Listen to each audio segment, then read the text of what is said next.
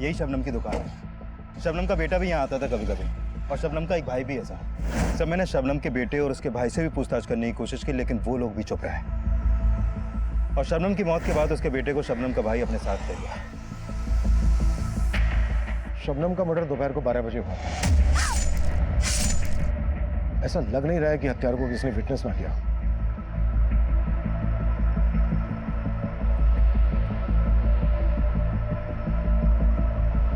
Hey!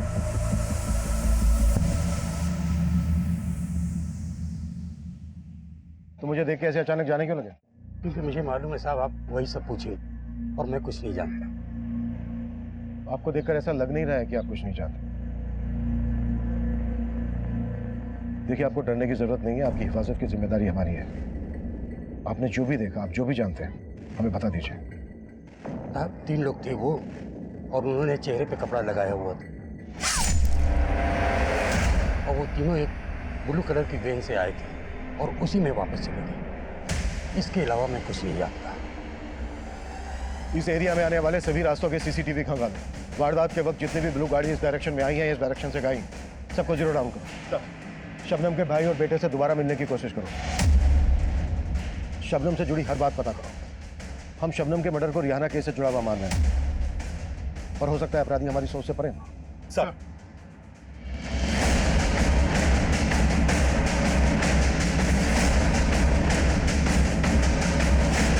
तुम लोग यहीं पे वेट करो।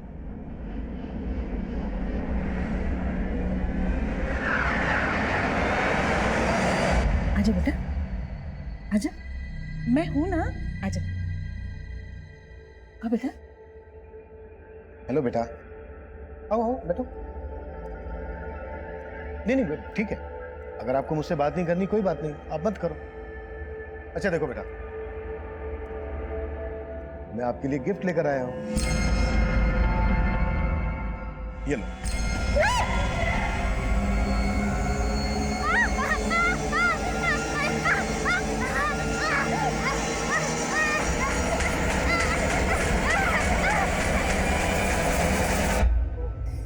डर मत बेटा, मैं हूं ना।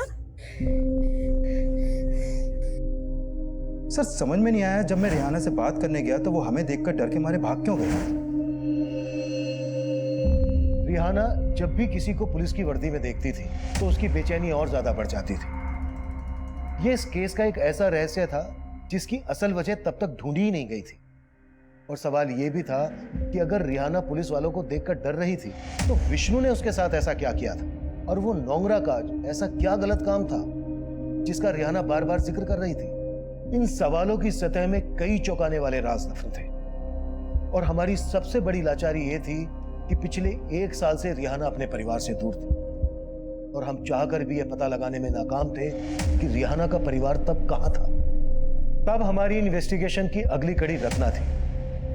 शबनम के मर्डर के बाद रिहाना ही नहीं, रत्ना की जिंदगी भी खतरे में थी। आपके घर पर हमला हुआ था, आपकी बेटी को आपके घर पर बांध दिया गया था। हाँ सर, उन्होंने मुझे फोन पे धमकी दी थी। लेकिन मेरी टीम ने मुझे इस बारे में कुछ नहीं बताया। क्योंकि मैंने उन्हें बताया ही नहीं था। मेरा तो उन पर से भरोसा ही उठ चुका है। और क्या मैं नहीं बताऊंगी तो पुलिस का फर्ज नहीं बनता कि इस केस को हैंडल करे? बीच बाजार में शबनम का। आपको बताने से क्या फायदा? Sir, I am sorry to say, लेकिन अभी तक आप रिहाना के घर का पता नहीं लगा पाए। आप गुनहगारों को पकड़ पाएंगे? अजय जी, मैं जानता हूं आप हमारे डिपार्टमेंट के खिलाफ कुछ ना कुछ लिखते आए। सर, हमारा काम ही है सच्ची खबर लोगों तक पहुंचाना, और वैसे भी इस केस में पुलिस ने एक्शन मेरे खबर के बाद ही लिया था, और इस खबर के बाद ही रिहाना का मेडिकल टेस्ट करवाया गया था। हाँ सर, इससे पहले तो पुलिस ये तक नहीं मान रही थी कि उस बच्चे के साथ नोंगरा काज, यानी कि she was raped several times। उस बच्ची ने हिंदी तक नहीं बोल पाती, और उसके लिए एक ऐसा ट्रांसलेटर रखा गया है जो कि उसे कभी समझ ही नहीं पाया।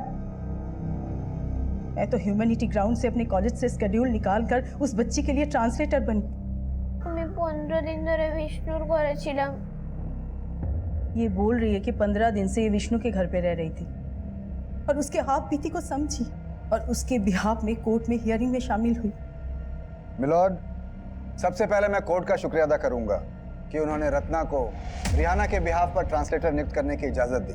और अब मैं चाहूंगा कि रत्ना जी कोर्ट को वो सारी बातें बताएं जो रिहाना ने उन्हें बताई कि कितने वक्त से रिहाना विष्णु के घर में रह रही थी और विष्णु उनके साथ कितनी ज्यादतियां करते थे। सर, रिहाना ने मुझे बताया कि वो करीब 15 दिन से विष्णु के घर रह रही थी और उसने मुझे ये भी बताया कि विष्णु उसके साथ रोज कई बार रेप करता था। मिलॉर्ड, रिहाना के साथ विष्णु जानवरों की तरह पेश आता था। वो रिहाना का सिर्फ रेप ही नहीं करता था बल्कि उसके बदन को नोचता था, खसोटता था, जिसकी गवाही रिहाना की ये मेडिकल रिपोर्ट दे रही है। Objection my lord, Rihana Vishnu के साथ सिर्फ 15 दिन के लिए रही थी, लेकिन उसकी मेडिकल रिपोर्ट से ये बात भी सामने आई है कि रिहाना का कई महीनों से रेप किया जा रहा था, सिर्फ 15 दिनों से नहीं। इससे ये साबित नहीं होता कि विष्णु जी ने ही उसका रेप किया है। और गौर करने वाली बात यह है माय लॉर्ड कि जब रिहाना का मेडिकल टेस्ट हुआ तो उसके शरीर से विष्णु का कोई भी डीएनए सैंपल नहीं मिला। और ऐसा इसलिए हुआ मिलॉर्ड कि पुलिस ने रिहाना का मेडिकल करवाने में देर की। और अगर विष्णु ने ऐसा कुछ किया ही नहीं तो फिर इसने झूठ क्यों कहा? इसने पुलिस को इनकार क्यों किया कि रिहाना को ये जानता तक नहीं था? मैं तो इसे नहीं जानता सर। क्योंकि मेरे क्लाइंट डर गए थे माय लॉर्ड, क्योंकि उन्होंने रिहाना को सिर्फ कामकाज के लिए रखा हुआ था। आप बताएंगे कोर्ट को कि आपको रिहाना से किसने मिलवाया था? आफ्ताब। माना कि मैंने पहले झूठ बोला था, लेकिन आफ्ताब ने मुझसे सबसे बड़ा झूठ बोला जब वो रिहाना को मेरे घर पे लेकर आया था। सेठ, झाड़ू पोछा बर्तन घर का सारा काम जानती है। पगार कितना लगी? लड़की जरूरतमंद है, रहने खाने के साथ अगर 5,000 रुपये महीना दोगे ना तो इसके घर वालों का भला हो जाएगा। वो बोला रिहाना 15 साल की है। सर, मैंने तभी आफ्ताब को 5,000 रुपये एडवांस भी दिया था, लेकिन बाद में उसने मुझे ब्लैकमेल करना शुरू कर दिया। ब्लैकमेल? हाँ सर, सच तो यही है। वो जानता था रिहाना का रेप हुआ था। वो मुझे फ़ोन करके धमकी देता था सर। हेलो। देख सेठ, अगर तूने मुझे 5 लाख रुपए नहीं दिए ना तो तेरा वो हाल होगा कि जिंदगी भर पछताएगा तू। सर, मैं तब भी बहुत डरा हुआ था। मेरे पास इतने पैसे नहीं थे और अचानक रिहाना गायब हो गई और ये सब हो गया। ये जो रिहाना कर रही है ना, ये सब आफ्ताब के कहने पर कर रही है सर। ये सब आफ्ताब का किया धरा है सर। विष्णु ने सरासर झूठ बोला था, इसीलिए तो जमानत मिलते ही फरार हो गया। नाम श्योर विष्णु ने ही शबनम का मर्डर करवाया और उसी ने मुझे फोन में धमकी दी। कि धमकी वाला कॉल किस नंबर से आया था?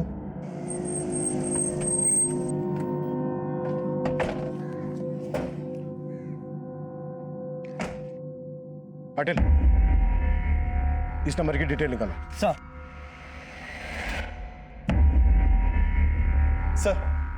सर मैंने शबनम के भाई और बेटे से बात करने की कोशिश की, लेकिन कोई फायदा नहीं हुआ। सर, शबनम के बैकग्राउंड में ऐसा कुछ भी सस्पिशियस नहीं मिला जिससे ये पता चल सके कि शबनम के मर्डर के पीछे कोई पर्सनल एंगल हो। रिहाना की फैमिली का पता लगाने के लिए क्या क्या एक्शन लिए गए? सर, मैंने वेस्ट बंगाल पुलिस हेडक्वार्टर में रिहाना की फोटो भेजी थी, लेकिन वहां से अभी तक कोई अपडेट नहीं मिला। कोई अपडेट नहीं मिला तो हाथ पे हाथ रखकर बैठ गए? अब शर्मा झुकाओ इस तरह से, तुरंत वेस्ट बंगाल के लिए निकलो और जब तक रिहाना की फैमिली का पता नहीं चल जाता है वापस मत आना। सर।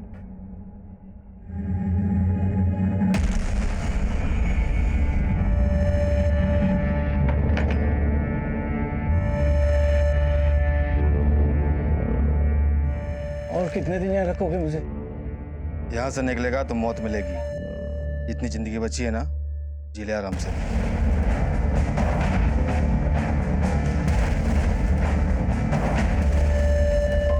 कमिंग सर, मैंने उस ब्लू कलर की वैन का ट्रायल चेक किया जिसमें शबनम के हत्यारों को जाते हुए देखा गया था। सर, शबनम की दुकान से करीब आधा किलोमीटर दूर एक सीसीटीवी में सेम वैसी ही एक ब्लू वैन कैप्चर हुई है। सर, शबनम की हत्या से कुछ ही देर पहले ये वैन शबनम की दुकान की तरफ गई और करीब 20 मिनट बाद ये वैन उसी तरफ से वापस आई। सर, उस आदमी ने इस वैन को आइडेंटिफाई कर लिया जिसने स्टेटमेंट दिया था। सर, गाड़ी का ये नंबर फेक है, लेकिन इन क्रिमिनल्स तक पहुंचने की हर पॉसिबिलिटीज पर काम कर रहा हूं मैं। इस क्राइम सीन का डम डेटा भी निकलवा लिया है, वहां से कोई ना कोई सस्पिशियस नंबर तो जरूर मिलेगा। और ये दोनों कब मिलेंगे? विष्णु ने कोर्ट में स्टेटमेंट दिया था कि आफ्ताब रिहाना को उसके पास लेकर आया था। आफ्ताब के जरिए हम रिहाना के घर वालों तक पहुंच सकते हैं। सर, ये आफ्ताब जोगेश्वरी में रहता था।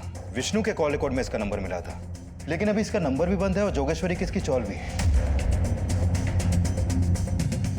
सर, आफ्ताब के गायब होने के बाद हमें लगा था कि विष्णु सही बोल रहा है, लेकिन फिर अचानक से विष्णु भी गायब हो गया। सर आफ्ताब के बारे में अभी तक हमने जो भी पता किया उससे लगता नहीं है कि ये कोई बड़ा गेम कर सकता है।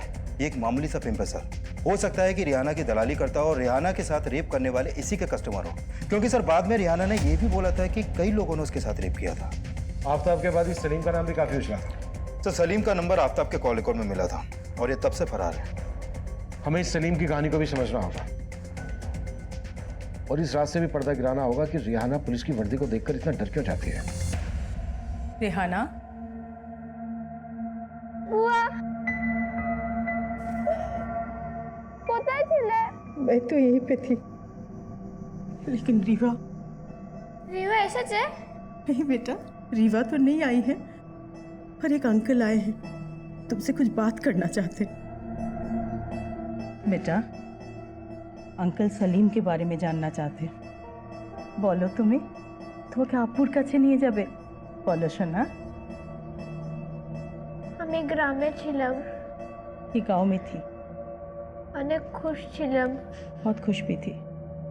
আর তখনই প্রথমবার আমি সলিম ভাইজানকে দেখেছি। और तभी ये पहली बार सलीम से मिली। কব ছেড়ে দেব। बहुत मीठा गला है रिहाना का, एकदम मुंबई के लिए बना हुआ है। तू तो ऐसे बोल रहा है जैसे इसको गवैया बना देगा। वो हमारा इतना पहचान का, लेकिन मुंबई में हम अच्छा काम दिलवा सकते हैं। अपने यहाँ का तमाम लड़की हैं जो लोगों के घरे में चौका बर्तन करती हैं, बहुत पैसा भेजती है अपने अपने घर। वो तो है, लेकिन मेरा दिल नहीं मानता रिहाना को इतना दूर भेजने के लिए। सोच लो, घर में खाने के लाले पड़े, 2 वक्त का खाना नसीब हो जाएगा। সত্যি ভাইজান, আমি बहुत পয়সা কামাবো। हाँ रिहाना, बहुत पैसा कमाओगी तुम। আব্বু আব্বু আমাকে পাঠাও না মুম্বাই, আব্বু আমি অনেক পয়সা কামাবো। तो मुंबई तुम्हें सलीम लेकर आया था?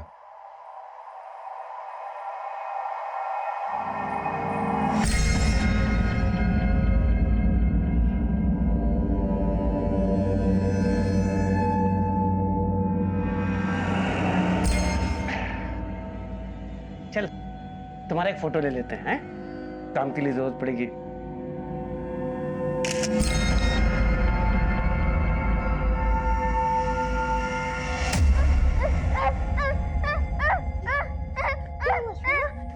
सब ठीक हो जाएगा। कुछ ठीक नहीं होगा। আমাকে ঘরে নিয়ে যাও আব্বू, अब्बू सब ठीक करेगा। हमारा अब्बू आएगा, सब ठीक करेगा। हमारा अब्बू को नहीं आओ। अंकल नहीं आएंगे, अंकल मिलाएंगे तुम्हें। हाँ बेटा, अंकल मिलाएंगे। से लड़ रही है, ना ही उसे इंसाफ मिला ना घर। पुलिस वाले समेत न जाने कितने गुनहगार है उसके। पुलिस तो उसका रहने का सही इंतजाम तक नहीं कर पाई। उसे एक ऐसा एनजीओ में रखा गया जहाँ पे काम करने वाली औरतें तक उसे मॉलेस्ट करती थी। और जब रिहाना ने ये सब कोर्ट में कहा तो उसे किसी तरह इस एनजीओ में लाया गया।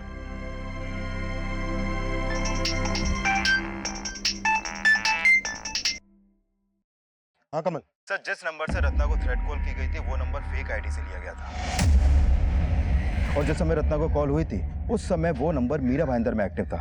और जब उस नंबर के कॉल रिकॉर्ड निकाले तो उसमें एक और नंबर मिला सर, और वो नंबर भी फेक आईडी से लिया गया था, लेकिन वो नंबर अक्सर नाला सुपारा में एक्टिव रहता है। कमल, नाला सुपारा के इस नंबर को ट्रेस करो कि हमारे किसी सस्पेक्ट का नंबर हो सकता है। Okay sir. ओके। हम तब उन दोनों संदिग्ध मोबाइल्स नंबर की जांच में जुटे थे। वहीं वेस्ट बंगाल में रिहाना के परिवार की तलाश भी जोरों पर थी। तभी हमने उन दोनों नंबर्स में से एक नंबर को नाला सुपारा में ट्रैक किया।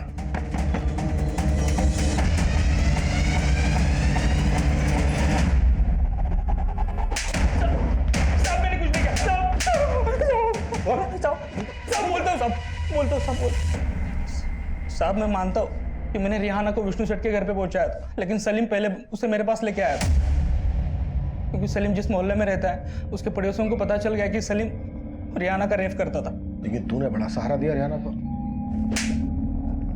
तूने भी तो वही किया जो सलीम कर रहा था।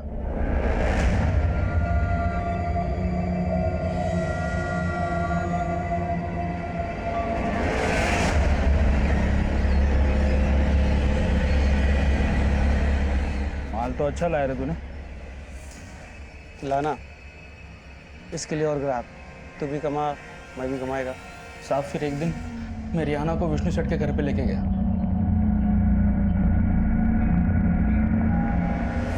उसके बाद वो उसका परमानेंट कस्टमर बन गया। 15 दिन रिहाना उसके पास ही थी साहब, लेकिन मौका देख के रिहाना वहाँ से भाग निकली और पुलिस विष्णु सेठ के घर पे पहुँच गई।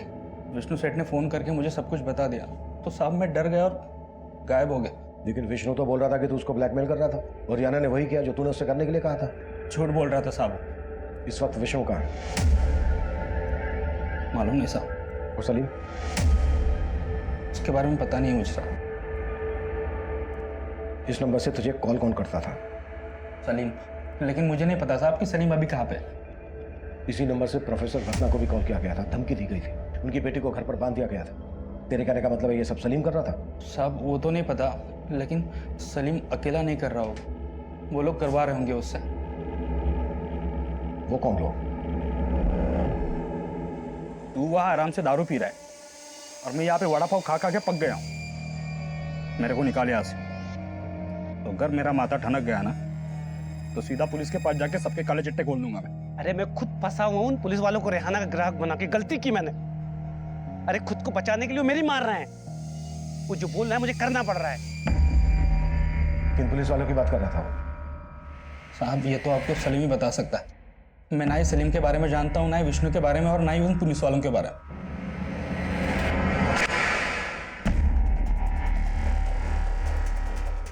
इस केस ने पुलिस डिपार्टमेंट की छवि बिगाड़ के रख दी है। इस बच्ची के साथ पुलिस वालों ने भी।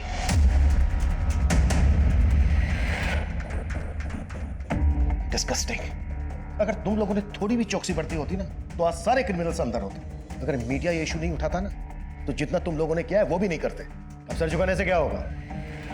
विष्णु इस केस का प्राइम सस्पेक्ट था, तुमने इसे गिरफ्तार किया, कोर्ट में पेश किया, लेकिन जमानत मिलते ही गायब हो गया। क्या कर रहे थे तुम लोग? इतनी सी निगरानी नहीं रख पाए इस पर? कहीं ऐसा तो नहीं है कि तुम भी? सर अगर आपको वाकई में लग रहा है कि मैं उन क्रिमिनल्स के साथ हूं तो आप मुझे इस केस से हटा दीजिए।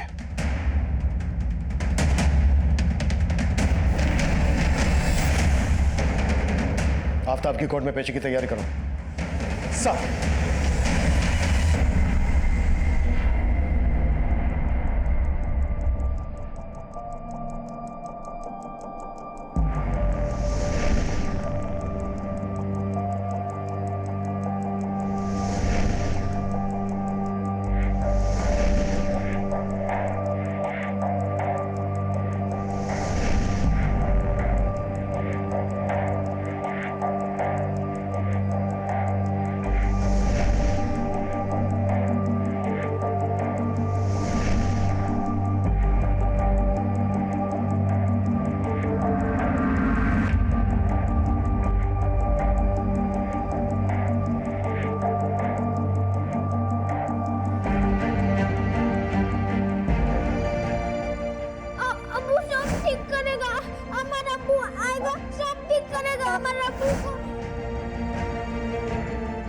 इस केस के दौरान जब जब मैंने मेरी बेटी का चेहरा देखा तब तब मुझे रिहाना की मायूसी का ख्याल आया।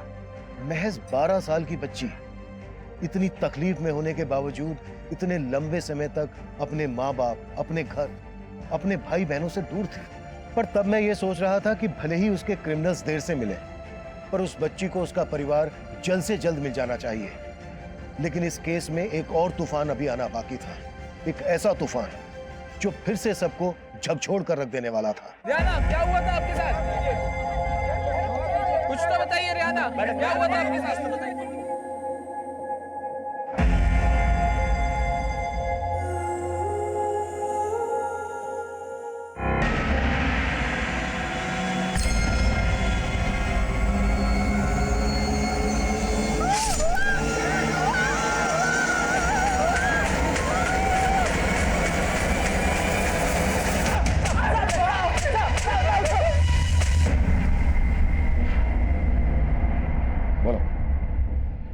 किसके कहने पर हमला किया था?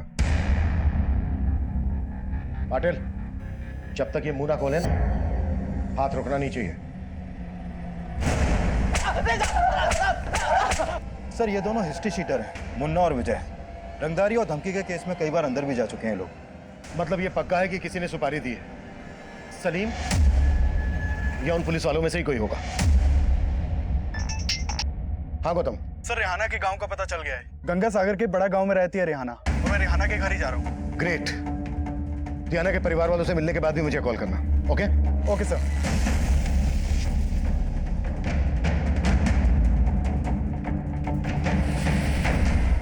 हाँ, रेहाना हमारी बेटी है, लेकिन हम उसे यहाँ नहीं ला सकते। अब होने दीजिए उसकी किस्मत में जो है। आपको जरा भी अंदाजा है कि आपकी बच्ची किस हालत से गुजर रही है और आप उसे यहाँ घर पे नहीं लाना चाहते?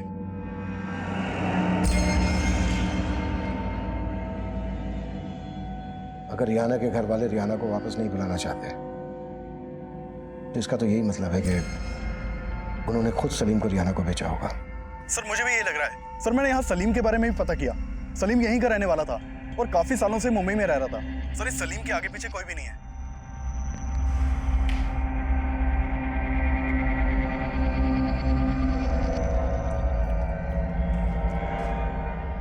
হ্যাঁ কেমন বাপ তুমি अपने बेटी से ही पालना झाड़ लिया।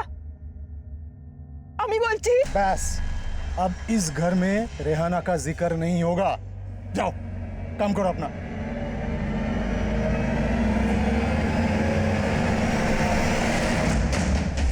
सत्य हमारा अब्बू मिल गया?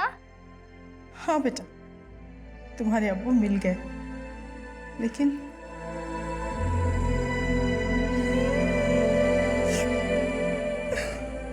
कह दो ना, तुम्हें इसलिए रो रहा है ना कि अम्मी छेड़े चला जाएगा? हाँ बेटा, मैं इसलिए रो रही हूँ। तुम मुझे छोड़ के चली जाओगी ना? ना ना, अम्मी अमर अब्बू के पास तुम्हाके निये जाएगा। अम्मी तुम्हें साथ रहेगा।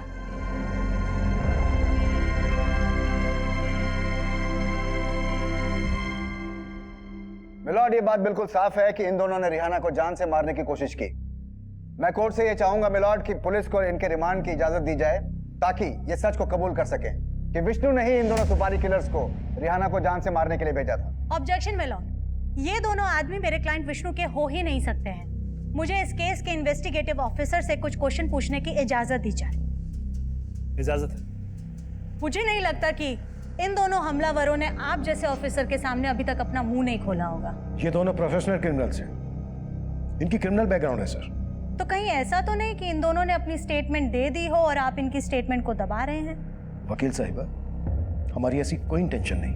इंटेंशन हो भी सकती है माय लॉर्ड। ये सब उन पुलिस वालों को बचाने की चाल है जिनके ऊपर इल्जाम है कि उन्होंने रिहाना का रेप किया है और इस वक्त वो लोग फरार हैं। ये लोग अपने डिपार्टमेंट के उन लोगों को बचा रहे हैं और इन हमलावरों के स्टेटमेंट को मैनिपुलेट करके, घुमा फिरा करके कैसे भी मेरे क्लाइंट विष्णु को दोषी साबित करने पर लगे हुए। ऑब्जेक्शन मिलॉर्ड, ऐसा कुछ भी नहीं है। जबकि आफ्ताब ने भी यही स्टेटमेंट दी है कि विष्णु उसका ग्राहक था और वो रिहाना से धंधा करवा रहा था और रिहाना को प्लांट करके विष्णु को ब्लैकमेल कर रहा था। ऑब्जेक्शन मिलॉर्ड, ये बेवजह विक्टिम पे घिनौना इल्जाम लगा रही है। रिहाना बच्ची जरूर थी माय लॉर्ड, लेकिन उसको अच्छे से पता था कि बंगाल से मुंबई आकर के उसको क्या काम करना है और रिहाना के अब्बू की स्टेटमेंट भी इसी ओर इशारा करती है।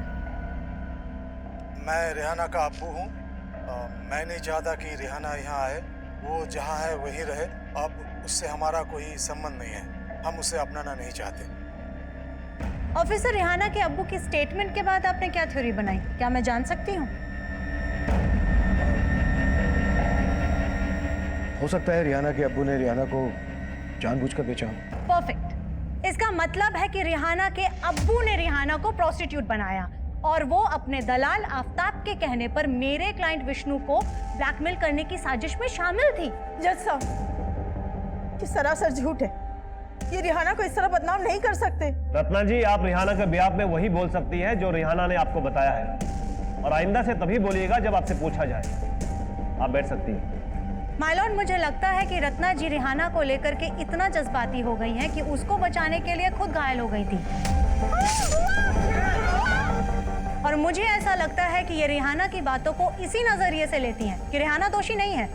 एक ऐसे इंसान को रिहाना का रिप्रेजेंटेटिव नहीं बनाया जा सकता। इसलिए मेरी कोर्ट से गुजारिश है कि रिहाना के लिए नया ट्रांसलेटर अपॉइंट किया जाए।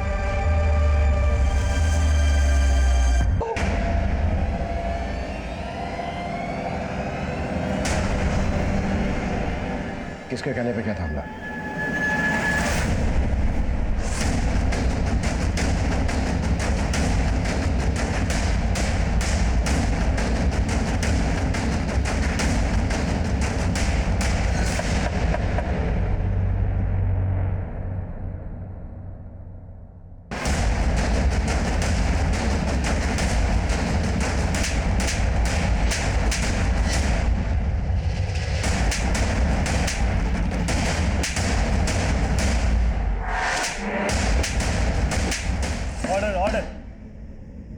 going to announce the verdict of the case. अदालत मानती है कि रियाना ऐसी विक्टिम है जिसका भरोसा तोड़ा गया है, और सबसे पहले भरोसा तोड़ा है सलीम ने, क्योंकि सलीम ने रियाना से झूठा वादा किया और उसे धोखे से मुंबई लाकर उसके साथ बलात्कार किया, और उसी की वजह से रिहाना को इन दो गैर जिम्मेदार पुलिस कांस्टेबल्स विक्रांत शिंदे और सुरेश पाठारे ने भी अपने हवस का शिकार बनाया। और फिर सलीम ने रिहाना को आफ्ताब को बेचकर उसे प्रोस्टिट्यूशन में धकेलने का घिनौना अपराध किया, और फिर आफ्ताब से रिहाना विष्णु की दरिंदगी का शिकार बन गई। विष्णु ने रिहाना का न सिर्फ बलात्कार किया बल्कि उस पर इतना जुल्म किया कि उसके बाद रिहाना वहां से अपनी जान बचाकर भाग गई, और उसके बाद विष्णु को पुलिस कांस्टेबल विक्रांत शिंदे और सुरेश पाठारे ने गायब कर दिया।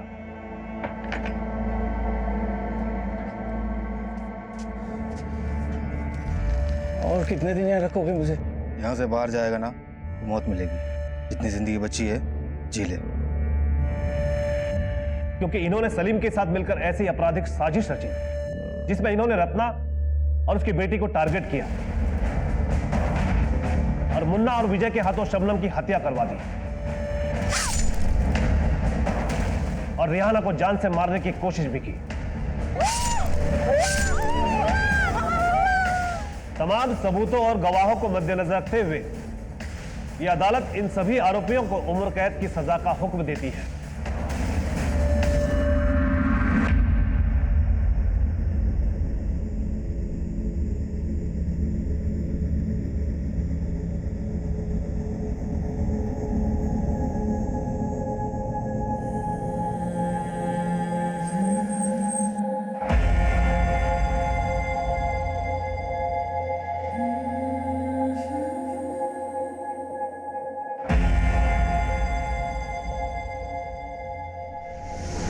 साहब, ऐसी बात नहीं है कि हम रियाना से प्यार नहीं करते,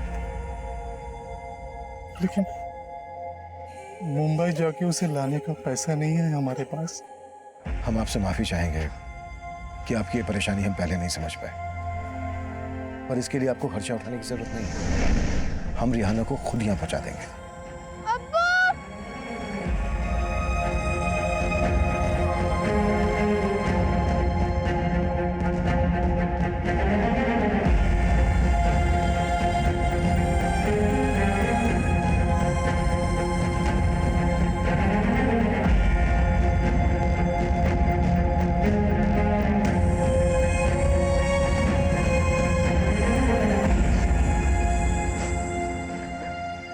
এটা তোমার জন্য।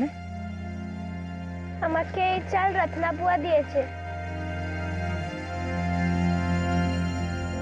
रिहाना के दर्द और मायूसी को मुस्कान का मरहम मिला। वो अपने परिवार से मिलकर खुश है, लेकिन आज भी उसके अंदर कई ऐसे सवाल उमड़ रहे होंगे जिनका जवाब देना मुश्किल है। ये वो गंभीर सवाल हैं जो आए दिन हमारे देश, हमारे समाज को कलंकित कर रहे हैं। रेप जैसा अमानवीय अपराध रोजाना हमारी बहन, हमारी बेटियों, बच्चियों को पीड़ित बना रहा है, लेकिन हम चाहकर भी इसकी रोकथाम नहीं कर पा रहे हैं। इंसानियत का स्तर दिन ब दिन गिरता जा रहा है, पर हमें यह सोचना होगा कि हम अपने हिस्से की इंसानियत को पूरी ईमानदारी से निभाएं। बुराई को बुराई करके तो नहीं रोका जा सकता, लेकिन हमें अच्छाई को अच्छाई करके बचाना होगा। अब मैं अभिमन्यु जिंदल आप लोगों से विदा लेता हूं। आपसे फिर मुलाकात होगी एक नए केस के साथ। देखते रहिए क्राइम पेट्रोल 10 तक। मकसद बताना नहीं, बचाना है।